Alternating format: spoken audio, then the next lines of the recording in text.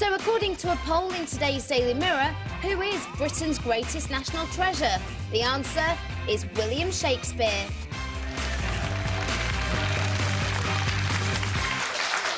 Now, you're watching The Right Stuff live on 5 with Larry Turner, Stephen K. Amos and Hotel Babylon star Michael Obiara. Still to come this morning, why is Britain so violent? We're now ranked as the most violent country in Europe. At last, we're #1 at something. Come on, Andy Murray, make it twice. Seriously, why do you think that is? Maybe it's always been this way, or has something changed? Why is Britain so violent? 0207 173 5555 is the number, and while you're dialing, what are the newspapers going to store for us, Mike? Well, first of all, we've got a story, an affront to British justice, and it's basically the story of a Spurge's victim, Gary McKinnon, who hacked into the Pentagon's computers with absurd ease. But his motive was to prove the existence of little green men. OK, he's into ETs and stuff. He was into all that kind of extraterrestrial stuff. But the US is using all its might to extradite him to face 60 years in jail because they say that he's a cyber terrorist. OK, we've done the story a few times here. I'm glad you've picked this one up because the Daily Mail has gone to town on it today. I don't know how many pages, 6 pages, 8 pages. They're really pushing for something to happen, and I think it's a great Daily Mail campaign. They're launching a campaign to ask the new Home Secretary, Alan Johnson, to halt the extradition. So, you know... Because so far it just seems that the politicians are sort of sitting on their hands a little bit. But good. Yeah. Good. I think that is good. Yeah, OK. Good news for Gary McKinnon. What else do we have? We've got another story here, which is death of a leader.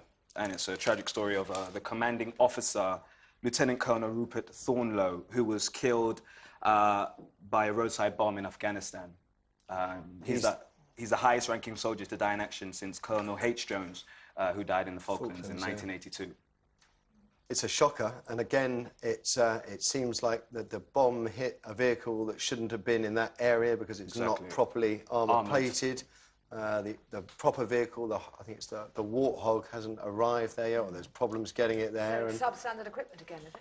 Yeah. We should also point out that another soldier died yesterday, and one soldier appears to be taken hostage as well. So yeah, the other soldier for their families too. was Joshua Hammond of the 2nd Royal Tank Regiment. It's kicking off big time, I think, in Afghanistan. That's for sure. And you know, you sit there and wonder. I hope to God, I mean, the plan works. But if you think back to how much effort the Soviets put into trying to control. Or deal with the Taliban, and they failed, or the Mujahideen it was there, wasn't it? Yeah, it's good to see these things getting some kind of inches there. Yeah, you know? OK. Another story we've got here is Roasted Alive, which is basically a story of fury as a cop leaves 2 dogs to die in a car at 116 degrees. Basically, what disgusts me about the story is that the dog handler was described as an experienced officer. And it always just, I mean, everyone's human and we all make mistakes, but I mean, it's just so extreme that... Your job is dog handler. If that's your particular what other job, priority you know? Where was he going when he left the dogs in the car, then? Was he just going for a shopping trip, or was he on, you know, working? He nipped into Nottinghamshire's police headquarters in Sherwood on a day off. So he nipped off for a little bit. And apparently that police station does actually have air-conditioned dog kennels, which also adds another irony to the hideous story. So, you know, the RSPCA is launching a probe. He could face prosecution. Quite impressive he went into work on his day off, though. Yeah, you think? Good on him. Well, unfortunately, the consequences of that decision aren't good at all. It's a great, terrible story. You think all the campaigns have tried to get, you know, dogs die in hot cars, you know, think about it, and then a dog handler. Yeah. OK, one more for you. And the last one, Great Shakes. Basically, William Shakespeare is the greatest national treasure, according to this new poll, top 50 national treasures done in the Daily Mirror. And William Shakespeare came up top. Actually, quite surprised by that. I thought maybe Winston Churchill, who's a great British hero, he might come up there. Yeah. I mean, Buckingham Palace came in 2nd, and the Queen came in 9th. Below the Beatles, I can see. Yeah, below red buses, London buses. Fish and chips. Route Masters. I don't see bendy buses there, of course, but nobody likes those. No. Scary things. OK, that's a pleasant surprise, actually. Nice one, Michael. What have you got, Larry? This is a story. It's just written entirely for you, Matthew, because it plays straight into your hysterical attitude towards all health scares. 100,000 cases of swine flu a day in Britain. This is a new projection. It's not saying it will happen, it's saying it could happen. And it's saying that within... the government is predicting that we could soon be facing 100,000 cases The experts are kind of saying it's starting to pick up to the point it's getting out of control. Well, that's what they're saying, but again, they don't know it's going to happen. This is a projection. Yeah. And the problem is it projected in about 2 weeks' time when the right stuff goes off air and I begin my summer holiday? Would it be about then? Yeah. But of course, we haven't got the Tamiflu yet. We haven't got the vaccine yet. The vaccine doesn't arrive until next month. That's not even a guaranteed cure, though, is it? No, and also they're not going to give it to everybody. They're going to kind of ration it because they've only got a certain amount of this stuff. So they'll only give it to vulnerable people. As we know, at the moment, it appears to be children who are the ones who are most vulnerable. So if you get swine flu, we had a lady ring in yesterday, didn't we, who said her GP had told her to stay home. Well, that appears to be the advice. You know, you're not going to be rushing down to your GP and they're going to be injecting you with this stuff. You know, they'll be telling you to stay at home and, you know, drink lots of tea. Moving on to a story off the web. This is a really interesting story that we've covered a lot on this show, which is about the mother who allegedly lied about where she was living so she could get her kid into a decent school. Her name is Marina Patel. Yeah. And if you remember, it was Harrow Council prosecuted her for fraud because she gave her mother's address. She claims she'd split up from her husband briefly for about 2 minutes. She wanted to get her child into this school in Pinner. Now, as you know, a mother who's got 3 kids who were state educated. So she said she moved in. She said she split up with her husband, moved in with her mother, with the kids, and that's the address from which she applied to the school. And then, not long after, the marriage miraculously got back on track. But you say that, Matthew, not as somebody who's going to try and get their kids into a decent school, as somebody, as a mother who does worry about this kind of thing. I completely understand why she did it. The fact is, there are some great schools and there are some not so good schools. She didn't do anything. She didn't do anything wrong. That's what she insists. Well, she says she didn't, but actually, loads of parents, of course, rent a flat round the corner from a decent school because your child's education is one of the most important things. She said she didn't, and we have to accept that because they've dropped the case because they say they can't use this law. But the point is, she has been, I think, unfairly demonised for this. To actually prosecute her, take her to court. Now, the issue is why are there some not so good schools and why are parents not getting the choice to send their kids to a decent school? But also, what about all the people who actually live in the area close to that school? Isn't she actually actively taking their child's place? The point is, she wasn't because she lived in the area at the time. You keep trying to libel this woman and try and get her lawyers on to sue my butt, and I'm telling you, right, we have to state the law. She did nothing wrong, all right? So we leave it. She did nothing wrong. She lived in the house in the right area when she applied. Yeah. And I'm really pleased her marriage got better. Like, I'm really pleased that his Guinness man, that he got over Alzheimer's when he came out of prison. You know, these things happen. It's good. Moving on to another legal story. This is in the Times today. Do you take this prenup for better or worse? An interesting story for anybody who's thinking of getting married or getting divorced. See, I look at that photo. At first, I see a frumpy Fraulein, and then I read the text that she's worth 100 million, and all of a sudden I see an attractive, beautiful woman, currently single. Anybody else see that? Her name is Katrin Radmacher. She's German and she's worth 100 million. She married a guy who was a banker who then decided to do a PhD, so he gave up his job. 300 grand a year to 30 grand a year or something like that, at which point they split up. And then he claimed a large amount. He got 5 million, 5.85 million in court. But they'd had a prenup where he said he wouldn't take any of her money. She's now won in the High Court. And he still gets £1 million, and he gets all sorts of But the upshot of this is the prenup bit, isn't it? Yes, even though they're both foreigners. It's binding.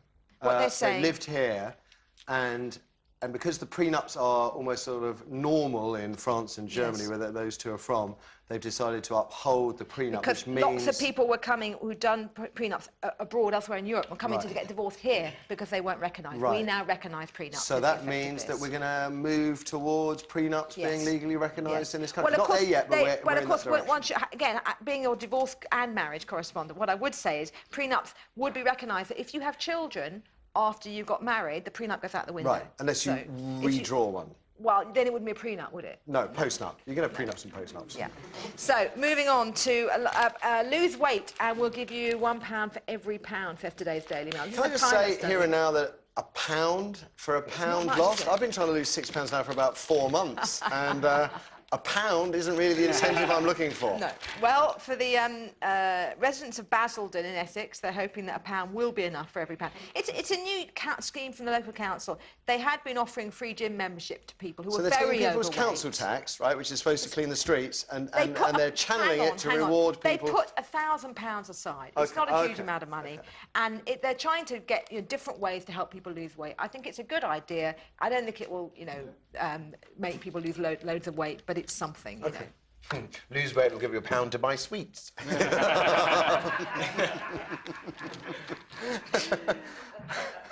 Just a thought. Well, then, Stephen, Just a what thought. have They you give got? vouchers, Stephen. Okay, that's good. Continuing my role as the Michael Jackson correspondent, I'm quite pleased that The Sun has led the front page and various pages throughout with various stories that have been coming out in the last couple of days. Yeah. For example, they're talking about the footage that's just been released of his last rehearsal, which actually shows him in pretty good shape, a bit thin looking, but he's actually, you know, he's there, he's doing it. And yet 40 hours later, he's dead, which is such a shame. And they're talking about having the memorial at the venue of his last rehearsal, because they anticipate about 1 million people, million fans heading out to LA. And they've drawn up a possible invitation list for his funeral, which includes people like Obama, apparently, at the top of the list. We flicked through one story there, the Stasho Jacko Yeah, story, yeah, and in the middle of The Sun, we've got more, as the revelations to keep coming out, there's a big headline that goes, Stasho Jacko, which lists the amazing drug cocktails that were found in his house. Heroin addicts use. It's a substitute for heroin, yes, but included on this list of the amazing drug cocktail, they've actually got Vicks, which I thought was quite interesting, because we've all got Vicks in our house, haven't we? But at the top of the list, there were some serious drugs there. So, just so we get this right, President Obama is going to go to the funeral of a man who gave £18 million to a boy who made sexual accusations against him, and whose house was full of drugs, including a substance used by heroin addicts to withdraw. That's a very interesting invited. thing. I don't know if he's he's been invited. What are you inferring from I'm that, just saying Michael? it's, you know... Michael, what are you inferring I'm from that? not saying anything. I find it strange. We'll never know the truth. No. Because an awful lot of people, I suppose, spend an awful lot of time trying to obscure it. There's just so many stories out, it's difficult to know, but there you go. They've emptied his drug cabinet and they found stuff that I wouldn't want to have in my house, especially if there were kids running around. No. Sorry. Sorry, Stephen. Well, I won't even go there, because we've all got stuff in our cabinets. Yeah. Moving on to the front page. I haven't got methadone in my bathroom. I have got Vicks, I didn't say Or you had. Vicks, actually. I've got Vicks. I've got other Vicks. things. In fact, let's have a look at the I've list. He's got ibuprofen. You know, they've got all sorts of other things, and all these things he's taking for various reasons. We don't know why. We don't know why. No. So let's not speculate. He's not even underground yet. If you normally have methadone to withdraw from heroin, anyway, yeah. Anyway, The Guardian. This is quite an interesting case. There was a huge court case recently, one of Britain's biggest online paedophile inquiries, which saw the jailing and conviction of about 2,600 British men. Oh, this is the one, yeah, OK, this is the big operation they netted everybody through. Exactly. Yeah. However, there are claims from hundreds of those convicted that actually the evidence that they used was flawed, because a lot of the guys were traced due to their credit card movements on this particular website. But apparently they're saying that a lot of their credit cards were cloned and fraud is involved, which is very, very interesting. Because if this appeal, it's appeal at this stage, if it is successful, then it will open the gates for some of these men to seek legal redress. OK, right. Today, Andy Murray, we're going to... This is The Independent. Andy Murray, of course, is playing the semi-finals today, and they're saying that he's just 2 matches, if he gets through to the final, 2 matches to a historic bonanza. He's looking at making £100 million. Wow. And I think he deserves it. And, well, hang on. Oh. It is still 2 matches he has to get through. Hold your horses. Yeah, it's 2 matches to get through, but also one of his major sponsors is up for renewal already. But he also got to the final of the US Open last year, so he's very huge already. So the sponsorship 2 big games. That's all I can say. The Andy Roddick looks like he's really on fire at the moment, having had a couple of years in the doldrums. And Federer, I mean, he's like a machine, isn't he? We'll see. We'll see. Keep fingers crossed. And it's also quite good to see that his support network does include his mum and his girlfriend. It's really nice to see. She's always there watching, and I don't know if you saw any of his matches on television, but she's there giving it all that. Whoa. My mum would have been there going, hit it! Come on! Nicely done, guys.